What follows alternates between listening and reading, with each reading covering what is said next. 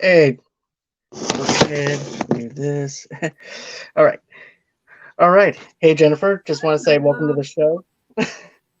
Hi, thanks for And having me. you're very welcome. And hello, movie lovers. I'm welcome to the show. With me tonight, I actually have Jennifer Brofer here with me. She's an Mhm. independent actress, producer, director, and also a Marine Corps veteran. So hello to everyone, Jennifer.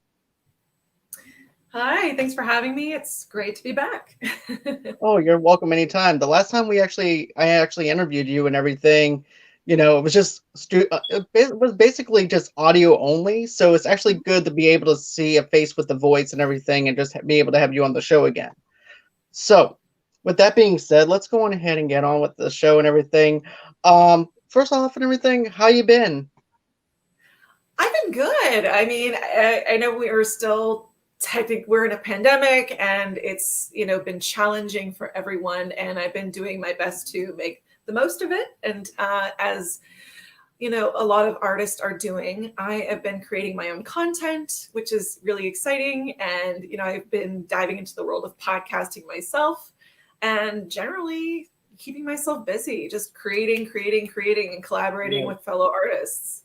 Exactly, because our minds, the thing with people that are creative and everything, our minds just keeps on going. There's no stop button to it, and the best thing that we can do is just keep on going and piling through anything that we have going on, right?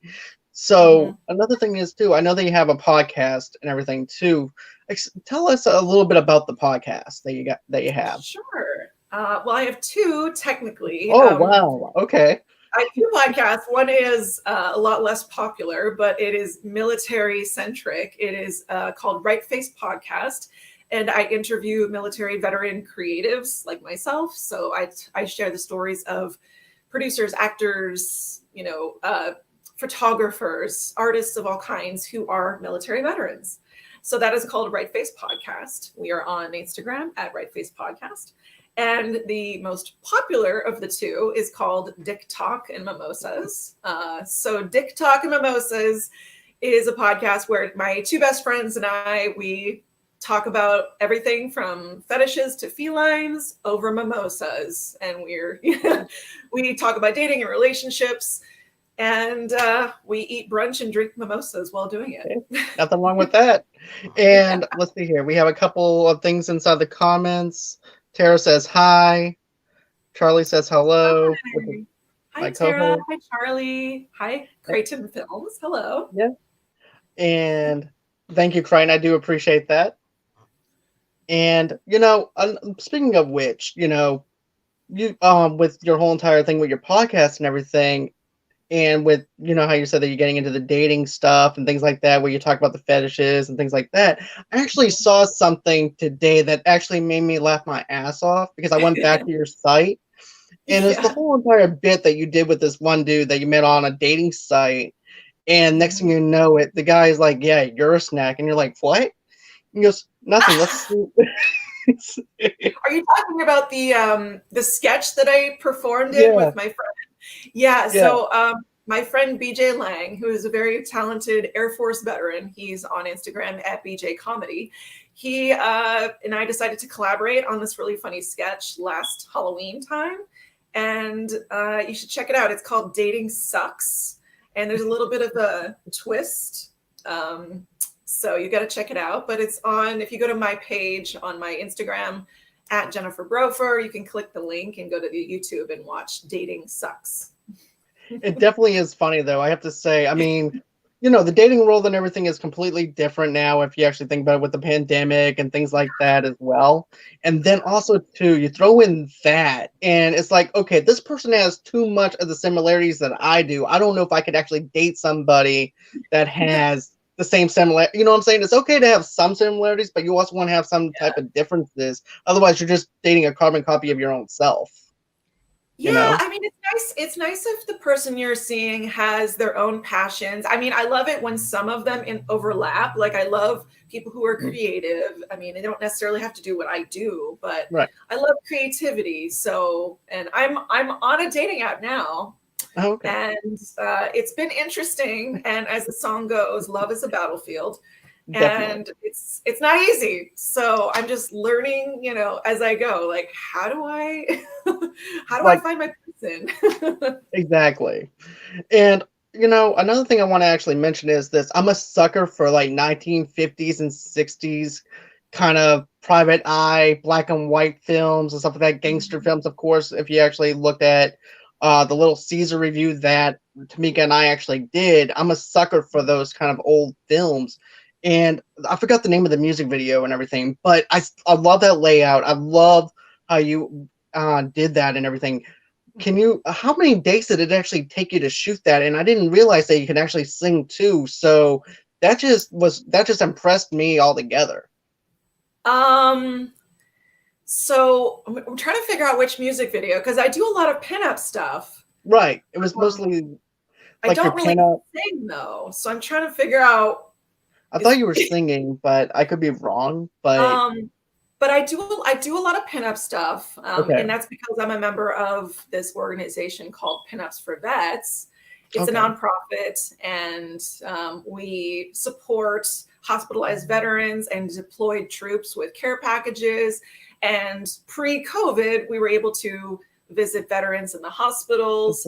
And so, because I'm a member of Pinups for Vets, I have gained an appreciation for the 1940s, 1950s aesthetic. Right. So yeah, I just love to do the pinup hairstyle and the clothing and put on the red lipstick and kind of call back to a bygone era. So it's fun. That's pretty cool. Crichton Films actually has a question for you. Do you enjoy creating or acting in genres such as dramas? And what is your favorite so far? Ooh, I love dramas. I do. I'm probably a little better at dramas, although I'm working on getting better at comedy. My favorite so far, I I was in a short last year, right before the shutdown. I was able to film this short, and it was in which I played the wife of a Nazi in Nazi Germany. So I actually had to learn learn lines of German, and I've never spoken German in my life. And it was a great film because it had to do with a woman who went undercover to um, basically kill Nazis. Ooh. And it's a really cool film. It's called Hanny, and it hasn't been released yet. But I play a really cool character, and so I'm really excited to share that one when it's ready. But yeah. That sounds really interesting, to be honest with you. I'm huge into history and stuff like that. I'm a history buff. Um, my You question should is check this it out. It's though. based on a true story of this woman who just disguised herself and pretended to be uh, a German, and Okay. she would basically use that familiarity to That's assassinate actually, Nazis. like I said, that's actually interesting, though. I mean, I like how Yeah. you play complex characters like that, where there's layers to them and stuff like that. I'm a sucker for characters that have layers to them, and I definitely know that Mhm. you brought your A game when it came down to that. Because, like I told you before, I've seen your acting before and things like that, and you do a phenomenal job at that. Well, Um, thank you. Thank you. I played a supporting role in that one. I played the wife. I wasn't the star by any means, but it was right, a right. wonderful cast, and they were all so wonderful to work with.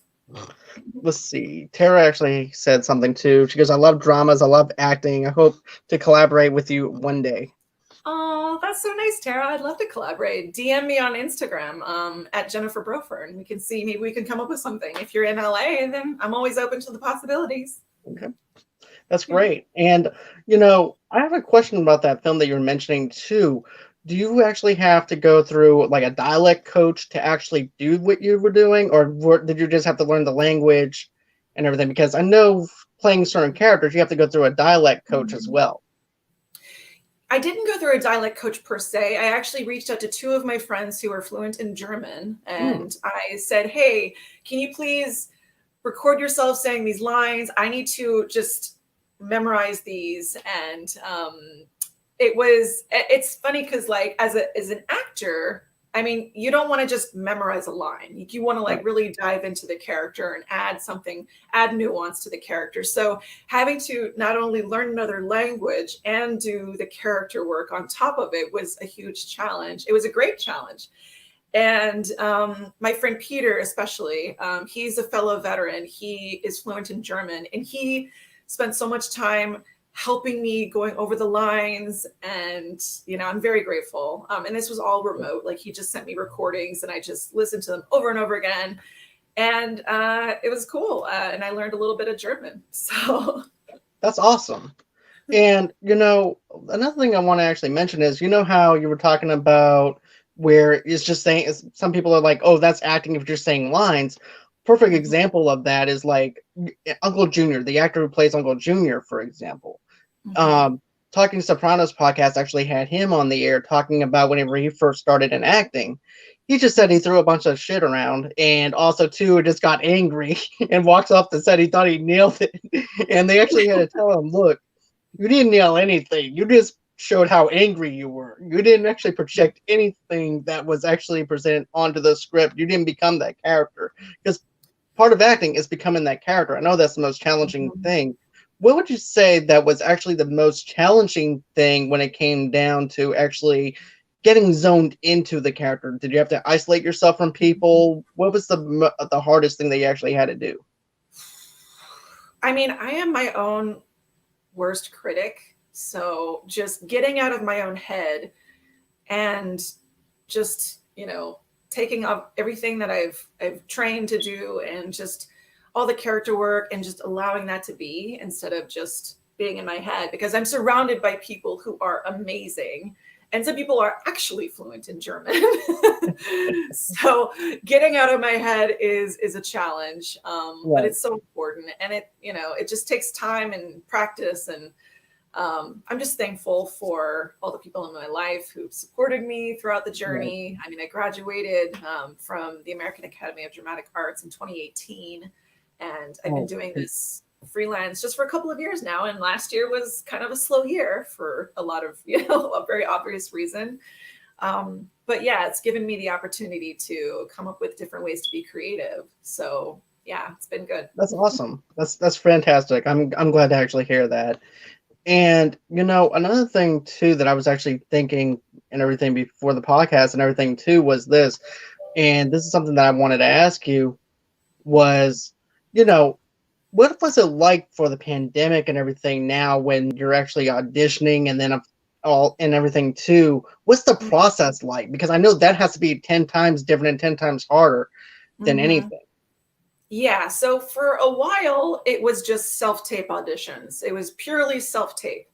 And I remember the first audition that I went to in person during the pandemic was very calculated. It was, you have to arrive exactly at the time that you're supposed to audition, stay in your car until we text you to come inside. Once you come inside, immediately use hand sanitizer, wait in the lobby and by yourself until we come and get you. Make sure you have your mask on, only take the mask off when you're on your mark and you're ready to do the audition. So it was just a lot of protocols, which, are for a good reason. But yeah, and it's like, hey, that's kind of the new normal now. So, and I liked it because I didn't have to wait as long to audition. I just got there and was in and out. Right. That's the plus. Well, that's also a plus side to the pandemic in a sense, because usually there's like a long line of people that's playing the same character that you are. And then also too, the anxiety level though is cranked up a lot though too, because like you can actually hear them probably in the next room. It's like, you know what, you did such a great job, you did an outstanding job, you did better than this other person did. And then you're like, then they get to you and you're like, okay, I'm probably not going to crush this like I think I'm going to crush this, because I'm going to be real. I think I'd rather just go in and just let it be one-on-one and not having to listen to all that other junk and just be like, okay, this is me, this is who I am. I don't care about what the other people did. This is my performance. I have to crush this. That's a good point too, because usually we're corralled in a big room and you see people that look like you and there's like 20 of you and you're like, okay, well, how do I do something different than that person who's brunette and green-eyed? So Right. it is nice just going in and making your choice and not second guessing yourself because you saw someone else go in and do something. So that's kind of nice. That's always a plus. Then there was also something else too, like with the pandemic going on and stuff like that. I know you're a producer, I know you're a director and stuff like that too. But as for your side goes, what was production like during the Mhm. pandemic, whenever it was first happening, and then also to now? What's the differences between Yeah. when it first began and now? So a few months into the pandemic, I actually got certified as a COVID compliance officer. And very Congratulations. shortly after, I got booked on my first feature as a COVID compliance officer. And it was an indie action film. And so, my job was to, take temperatures, make sure people were wearing their masks, make sure that they were at least 6 feet apart. There's just so many protocols. So that was an interesting new dynamic because I'm used to I'm used to acting, but I needed to make money. So this was Right. like my side hustle. And then shortly after that wrapped, I got booked on a big show in the COVID compliance department, doing the same thing essentially. But I was that was full time, just enforcing the protocols. So there wasn't a whole lot of acting during that time. However, I was able to do a couple of sketches with my friends. One being the one that I mentioned earlier, Dating Okay. Sucks, with my friend BJ Lang. And shortly after, I filmed another one with a fellow comedian, Mike Perkins, who you interviewed Yep. before. And that's actually going to be released this week. I'm gonna have to watch I've that. been editing and working on it. It's going to be released on Friday on my Okay. Instagram. And so it's just a matter of trying to multitask, have this full-time job where I'm making some money, but also, keeping the fires burning creatively. Because my worst fear is I have a job and it takes away all of my creative juices, so to speak, and I'm just kind of burned out. So, Oh, I understand. yeah. Let's But see here. I've been, being creative as much as I can.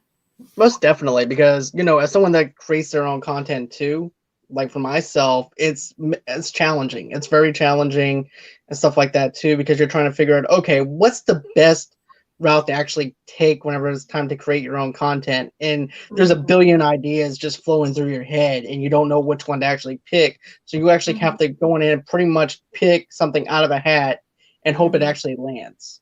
So Right. sometimes it's a success, sometimes it isn't, but at least you can say you tried. Because I have a saying, I'd rather try at failing than not try at all. That's Exactly. Exactly. so I'm shooting my shot. exactly, most definitely. And a matter of fact, Tara said this. She goes, "It's always hardest thing is getting out of your head." And Yeah. then Clayton actually asked the question: do you enjoy working with more indie studios versus the big wig studios, corporate?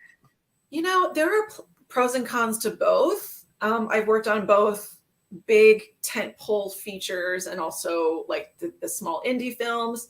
What I like about working on indie films is it's a smaller crew. You get to know people better. You get to know them on a more personal level, just make better connections. But on the flip side, if you're working on a big tentpole film, it's maybe it looks a little better in the credits, you know, on your resume, but it's Right. also just kind of bragging rights. Like, hey, I worked on that film that you got to see in the theater. So that's pretty cool. Yeah. Oh, speaking of Mike Perkins, he just went on ahead and got resurrected over here. So You're so silly, Mike. the hardest thing is getting Jennifer Brofer out of my head. I You cannot say silly. I blame him, but I can't wait to share this sketch. I've been working on it for like a while now, just because we decided to film all improv, right? oh, And Mike is great at improv. I'm just working on it. I'm not as experienced. So I was basically like trying to work off of what he gave me, which is a lot of good stuff. And I think we came up with something kind of cool and okay. silly, and I'm excited to share that. And I will say there is a bit with a dog and a cat. That's all I'll say. Okay, that's going to be pretty interesting. God knows what Mike actually had planned during that time, but I know it's going to be good. I know you two are. I know that you guys are going to knock it out of the park. You guys are good at collaborating with everything. So, another thing too that I actually want to ask you this, because I didn't get a chance to actually ask you the last time. You know how you finish up an interview and you're like, oh crap, I should have asked you this question. Mm-hmm. Well, with me, I was wondering, as a woman that's working in the industry, and that, it's hard to actually get yourself out there because of the fact that, mostly men that are actually in charge of the production and stuff like that. It's a man's world, but it needs to change. And I feel like, having Patty Jenkins over there at Warner Brothers doing Wonder Woman 1984, and she's actually changing the game. She actually has her name out there. But do you feel like it's been a lot more easier now that they actually have a few female directors now? Or do you still feel like it's a lot harder for you to get yourself out there, whether being an actor, a producer, or director? I mean, it's definitely not easy, but I think we are entering a time when Hollywood is finally ready for different perspectives, they're looking for female directors. We're looking for, people of color to direct and to star. And we need that. Like, we need to show different perspectives. It's so important. So I'm so happy. I actually follow Ava DuVernay on Instagram. I'm really inspired by her. She's like a powerhouse. She does everything. I want to be her. Patty Jenkins, I mean, she's paved the way, for a lot of us. So I'm inspired. And Kathleen Kennedy doing all the Star Wars films. I think we need to mentor and to lead by example. And eventually we'll get to the point where we see a lot more representation, which is how it should be. Exactly. I feel like it's time for some diversity in Hollywood. I feel like quit whitewashing and everything, because there's people of color. There's people of different cultures that you can actually share with. You don't have to keep casting a white person all the time or whatever, unless it actually calls for that role to actually be called for that. But there's many, many actors and actresses that would be thrilled to actually be in a major role if you actually allowed them to act and have the ability to act. And that's my biggest rant, though, is that, and matter of fact, Disney got in trouble a couple of years ago with Aladdin. They were, I don't know if you heard about this or not, but they were actually doing something that I never thought Disney would actually do, and it actually caused a lot of controversy whenever it was the making of Aladdin. But they were actually trying to paint or actually tan people brown so the way they looked Arabic. Oh, okay, that's not all right. That's No. not okay. I'm like, come on, you mean to tell me the people from Slumdog Millionaire? A person of that, color, if you want that color. Exactly. No, but that is ridiculous to me, in my own honest opinion.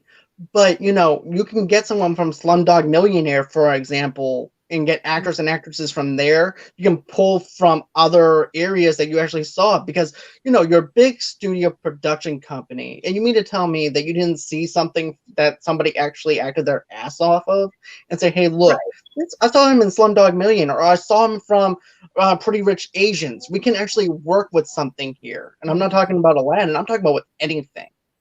No, I agree. And along that, you kind of reminded me too of earlier, Gina Davis said something like years ago, because she runs an institute about, having more women in film. And she said, when you're writing a script, or when you're casting a film, just make 50% of the characters women. So if there's a police officer, why not make it a woman police officer? If you're casting a scientist, why not make it a female scientist? Why do we automatically assume that those job titles are male? Right. So, that really opened my eyes. And, I mean, there's some films that have done a really good job of doing that and surprised me. So. Right. And not only that, but not only have those roles for women, but don't over-sexualize women either, or anything like that. That's my biggest pet peeve when it comes down to female roles. You don't have to to go ahead and over Yeah. sexualize women or anything. Respect women. Do things the right way. Because for crying out loud, us men and everything, we can watch here's the thing. There's enough pornographic stuff for men to watch or whatever they want to see, all that stuff. Yeah. Don't over sexualize men females and everything, I Right. feel like, there's roles for women and everything that can be placed at the right time to be Mhm. able to give those characters layers and to be able to give certain layers to certain characters. You don't have to keep on Yeah. showing, right? Like, do we really need a gratuitous shower scene? Like, what is this shower scene doing to move the story forward? Exactly. Just ask that What, question. Does it move the story forward, or just we just want to see boobs? right. And then also too, my other pet peeve with horror movies is, okay, this movie is the most goriest movie that you ever seen. Okay, so is it blood for the sake of being blood, or is this the movie blood to actually motivate the plot? If it's not there to motivate the plot, it does zilch for me, and that's the same thing with nudity Mm-hmm. and everything too. It's like, okay, there's nothing wrong with just seeing a beautiful naked woman or anything like that and just move on and then go on ahead, go with the plot. But it's another thing to over sexualize it and make it into something that it's not. And I can't tell you how many times I see casting breakdowns that say nudity is required and but it's for no pay. I'm like, well, What? even if it was paid, I wouldn't feel comfortable doing that. But I read the role, I'm like, why is there nudity in this? Right. What is the purpose of this? So yeah, I don't do those kinds of roles. I don't But blame you. more power to anyone. If that's what you do, that's fine. It's just not for me. Let's see. But yeah. Kara says it all comes down to Disney didn't want to spend the money on casting calls. It's so horrible that they didn't want to take the time to look for actors. And that's very true. We have unlimited resources when it comes to casting. I mean, you have casting websites, you can do open calls. I mean, anything you can think of. I mean, we can do that. And yet we still have these casting issues. But I think we're slowly moving in the right direction. We just have, it's like we move 2 steps forward, 3 steps back sometimes. So, exactly. Yeah. And, another thing too is, I know that we touched on this on the audio podcast a little bit, but I wanted to touch a little bit for our live viewers too, because they may not have heard the interview that I've done. But when it came down to your marine life and stuff like that, when it came down to your military lifestyle, I know that was a lot to actually process. It's like, okay, which one do I want to do more? Do I want to do more acting, or do I want to go ahead and just pursue the military life? How did you know and everything that you wanted to go on ahead and choose acting after the service? So a little backstory for those who did not listen to that. I was in the Marine Corps for 10 years. I was a journalist, so I got to do video production, print articles, photography, you name it. I did that for 10 years. And when I was deployed to Afghanistan, I started looking into film schools because I was going to be getting out at 10 years. And I decided to get out because I wanted to be a filmmaker. And going from, like, I was working in journalism, which, 24-hour news cycle, you have a quota, it's go, go, go. But I really wanted to take the time to flesh out a story and really, I wanted to write, I wanted to produce, I wanted to do all these things.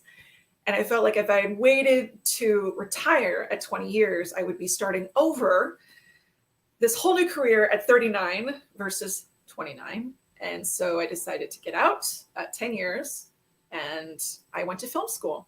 So yeah, I used the GI Bill, and it was actually a pretty smooth transition for me because having all of the experience I had behind the camera, in front of the camera in the Marines, it really paved the way for my filmmaking career. Because when I went to my first class in film school, I already knew how to use the camera. I already knew how to edit. I already knew how to do some writing. So it really laid a good foundation for my filmmaking career. And I just transferred from news to filmmaking. So here we are. All right. And let's see here. My other friend, Charlie, he says, and you could pull an M. Night Shyamalan and cast the main character for Avatar: The Last Airbender by finding him online. Yeah, you could. You could. I mean, we have an endless amount of resources at our disposal here. And then Crichton asked, are you script writing? So I've dabbled here and there. When I was just honorably discharged in 2012, I participated in this thing called Script Frenzy, where you write a 100-page script in 30 days. So for 30 days, I literally stayed up, for hours every single day writing this screenplay, which was loosely based on my deployment to Afghanistan. And I finished it in 30 days, 100 pages.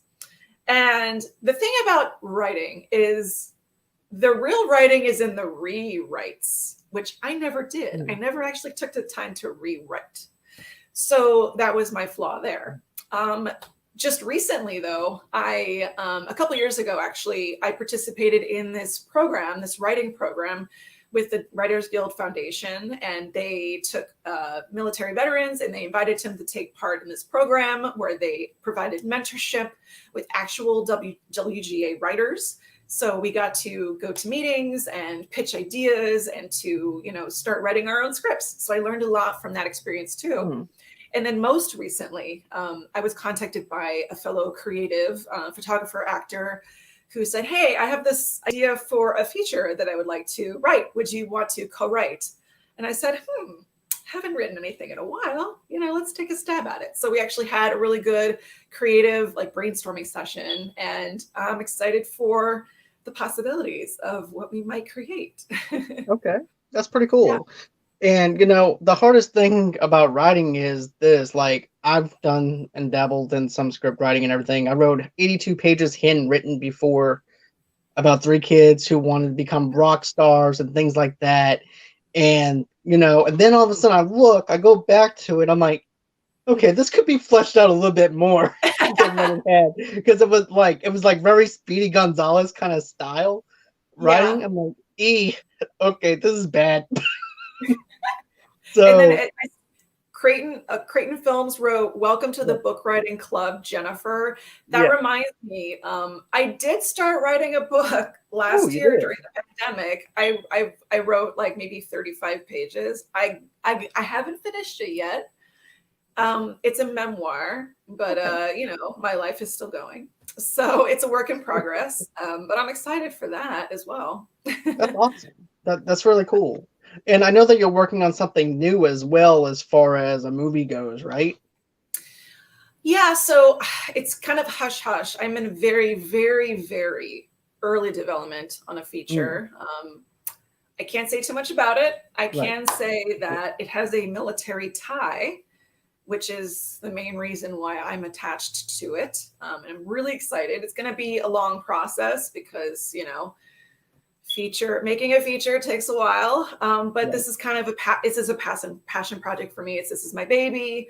So whenever this is ready to announce, when the time is right, I'm going to be just blasting it all over, and I'm so excited about it. That's great. I always loved hearing when people say, oh, this is a passion project and everything, because it makes me feel that much passionate for that person. It's like, I don't have to worry about anything, because that's their passion. And because that's their passion, I could be that much glued in, that much excited for that person. And that's actually how I am towards you right now. I'm just excited for you because that's your passion. You're very welcome. Thank you. I just want to do one quick shout out to all the actual writers out there, the people who are legit writers who sit down every day, take the time to write. I don't call myself a writer because I don't carve out time every day to write, but people who do that, I applaud you, because of the stuff that you write, I get to make movies out of. So please keep writing, because I want to make whatever you're writing. Exactly. Without the writers and everything, you wouldn't be able to do the things that you do and everything as well. So, I mean, and also too, with script writing, it's also hard as well, because we all go through writer's block. We all go through different things when we write. And a matter of fact, Tara just said, I'm so excited for you. Yay, Tara, I'm so excited. I love it. I feel the excitement coming through the computer. That's great. That's what I love about this live chat, though. It's so interactive with people. It's just great to actually have, And also, too, another thing I wanted to actually mention is this. Now, when it comes down to music and stuff like that, how do you actually pick certain scores for your movies and stuff like that? Because I know if you do Mhm. anything when it comes to copyright laws and claims and stuff like that, they want you to Mhm. pay a lump sum of money. So, do you go Right. about making your own non-copyright music, or how does that work? So the really great thing about that is I prefer to contact local musicians who I know, who I have a rapport with. Have them. I can either license something directly from them, or I can have them create something original and then license that. Because if I want to get a big song that's recognizable on the radio, that's going to be thousands of dollars, and Mhm. I mean that's just I don't have the kind of cash. No. So a friend of mine actually recently completed a short, like a 20-minute short, and he had all of the music was original, performed and written by a friend of mine, Ben Rawls, who is a member of my local theater company. He wrote, performed, did the vocals for, and it was fantastic. So if you have the opportunity to do that, I'd highly recommend you just, make friends with, composers, musicians, and I mean, I bet they'd be really excited to do the score on a film, and I'm sure it would save a lot of money.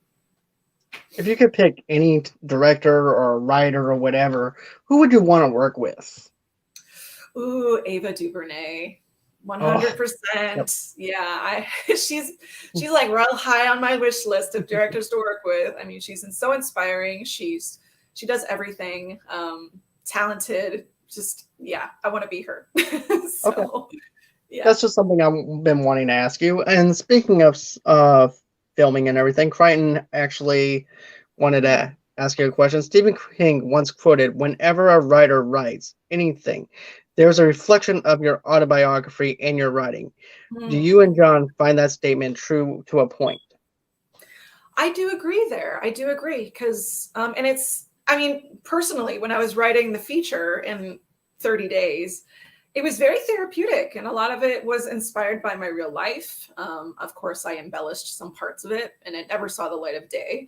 Mhm. But it was very therapeutic, and so I think, yeah, for me, I would definitely use my own experiences. You should write what you know. Right, If you don't know exactly. anything about a subject, then I don't know, it'd be difficult. But Right. yeah.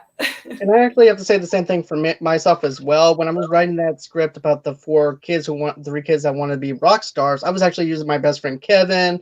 I was using their personalities in these characters and stuff like that, and jokes that we used to tell in high school as well. So it made it that much personal whenever it came down to writing. Because, Yeah. like I said, I'm writing what I know about. I knew the layout of the high school at that time of what it looked like. It changed now, but during that time and era and everything, I had everything mapped out down to the T. I knew that I wanted it set in the '90s. I knew that what their passions were going to be about. I Mhm. knew everything, and then I'm like, this script is not going to see the light of day. So, But you know but what? I saw something today on is my friends posted on an Instagram story. My friend Cameron, he posted, "Hey, if you ever doubt yourself, just remember someone made Sharknado, and then they made 5 of them. So never doubt that you have a bad idea because any movie can be made if Sharknado can be made." By the way, I saw the original Sharknado in a theater, August oh, 2013. you know what's cool though? I'm actually friends with a movie critic from JoeBlow.com that's actually friends with the director that directed that film. Nice. So, It was actually I saw it in a theater. It was one night only, like August 3rd, 2013. I had the movie ticket for a long time, and it was actually a really good time. It was like, not something you should like take seriously. It was just like, right. just watch it and have a good Good time. popcorn flick. Just have a good, it's a popcorn flick. And, if they can do it, anyone can. So never doubt yourself. If you want to make a film about a clown who likes cats and Right. chocolate, make a clown chocolate cat film, whatever. Right. Perfect example is what John Campea said once. He goes, I can make a movie just based off of this microphone here. Felipe the dancing microphone is what he called it. Yeah. He goes, I can make it. I can make this film centered around this microphone and call it Felipe the Dancing Microphone and tell a big background story of it. Next thing you know, there was like t-shirts for Felipe the Dancing Microphone. There was memes that they put out. It was just hilarious. But yeah, it can be so imagination. Right. No, I totally agree. And I was just thinking like, oh, maybe I'll do like a story, like a movie about my cats. I have 2 cats, Wally and Louie. They're on Instagram because I'm obsessed with my cats at Wally and Louie. Like voices or something where they're talking back and forth or something. You know? And that's another thing that reminds me of the movie Mariachi. Antonio Banderas. Oh yeah, I love that movie. So the director basically just said, "Listen, I've got this prop, I've got this location. What can I do with that?" So, maybe just look around your room, be like, hey, okay, I've got that costume, I've got that location. What kind of movie can I make? And just make it. It's like a challenge to yourself. Right. And I love contained films. Like if there's one location and 1 or 2 actors, I want to make it because it's cheap. Right. Exactly. And also too, I feel like one set pieces are the best, or centered around in one town is always the best thing. Like I interviewed these other kids and everything a couple of months back and everything. They were like 17 or 18 years old. They didn't have a clue on how to make a movie or anything. And, they did such a great job with whatever they had. They used the comic book store that their father owned and everything and did it that way. It was very relatable and kept everything true to its true nature. So if anybody's into wanting to do directing or acting, get your friends together. Go ahead and, you can film on an iPhone now and do the same job that you could do with all these other big cameras and things like that. And everything. You can edit, crop, do everything. If you're passionate about it, go for it. Chase your dreams. Do whatever you need to do to get to your goal and everything, I agree. And a lot of people, I think, allow themselves to be limited by, oh, I don't have the camera. Oh, I don't have all the money. But you look at people like, I can't remember. There was like a challenge years ago where to make a film for $3, make a film for $10, and they made a film for $3, everything included. They just use their creativity to, to overcome those obstacles. So like, what do you have at your disposal? Get your friends together to do it for free. And, just get people who are passionate about your project. Right. Especially if it's your first film. And then once you have that as your calling card, then people are going to come to you and want to give you money to make other films. Exactly. And matter of fact, Charlie Woodman actually says that the greatest bad movie that was shot in a single location is The Room, directed by Tommy Wiseau. So that's one I still haven't watched, and I'm ashamed, but I do need to watch that because I want to watch the original first, and then the remake with James Fabra, or what's his name? James Franco. Right, James Franco. Yeah. And you know what? I actually did that backwards though too. I watched the remake and then I went in ahead and watched and I should have watched the original first. Yeah. Because basically the remake was actually behind the scenes stuff on how they actually got the ideas rolling and things like that. I should have done what you're doing. Instead, I watched it what you would call ass backwards. But we call that bass backwards in the military. Bass backwards. I like that. Okay, so let's see here. Crichton actually says, do you have more admiration for directors like Alfred Hitchcock, Nolan, Ryan, who just got out there and tell stories without schooling? I mean, I judge based on what the final product looks like. I don't care if someone went to film school.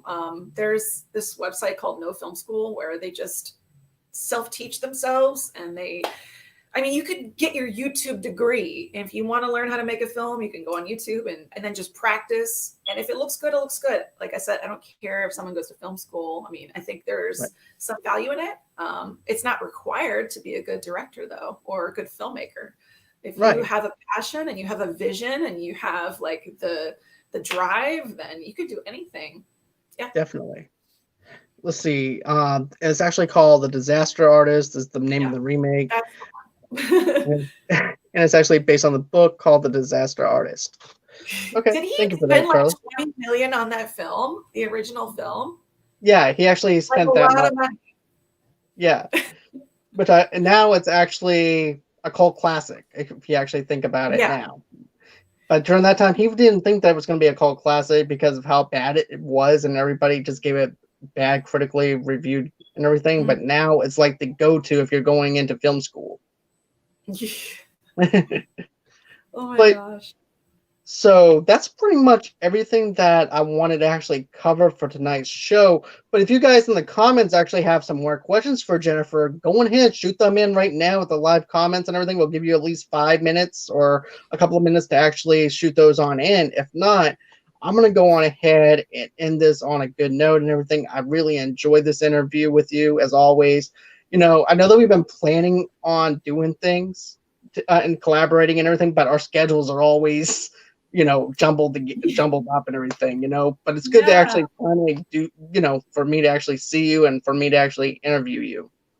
Yeah, it's always great talking to you. And Charlie says, was only supposed to cost a couple $1,000, ended up costing a couple million, only released in one theater to get Oscar talks. I know a lot about this movie. Oh, wow, Charlie. You have Yeah, the inside scoop.